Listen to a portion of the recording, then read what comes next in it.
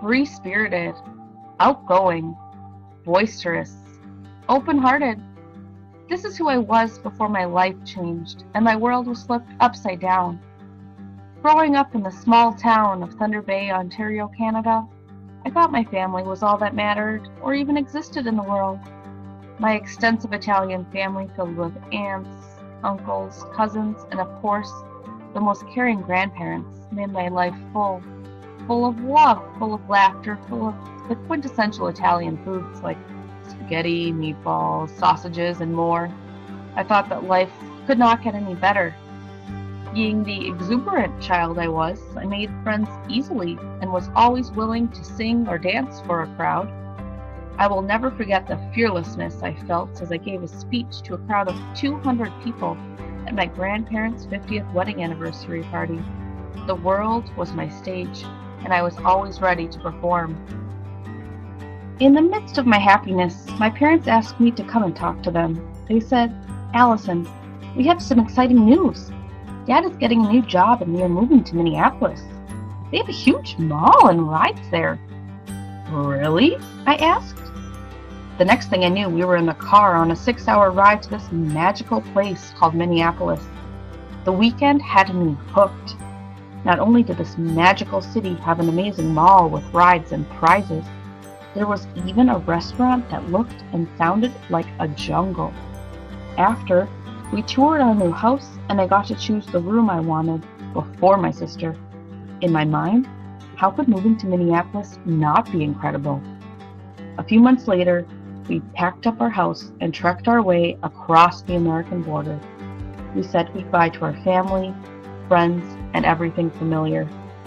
While the future was uncertain, my spunky 9-year-old personality seemed up for the challenge. I began as a 4th grader at a new school, with new teachers, new friends, and a whole new beginning. My peppy spirit felt excited to meet these new people and create a second family. These high hopes were quickly shut down. Students viewed me as an outcast and an alien. Being so young, it was confusing because I wanted to embrace this new life. I wanted these people to become my friends, but instead, they acted as villains, bullies, and strangers. At first, I stayed strong and pushed through the name-calling, isolation, and loneliness. I thought to myself, maybe this will just take time. They've known each other for a long time and I haven't. Unfortunately, it progressively got worse. I don't know what was more dehumanizing. Sharp pins hiding in my locker handle when I went to open it, or a table of boys laughing and making fun of my appearance at lunch.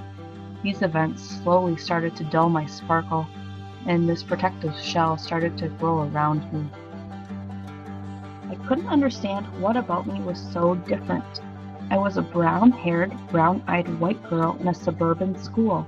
My voice didn't carry an accent, but I might have pronounced a few words differently, like Chesterfield instead of couch, and housecoat instead of robe.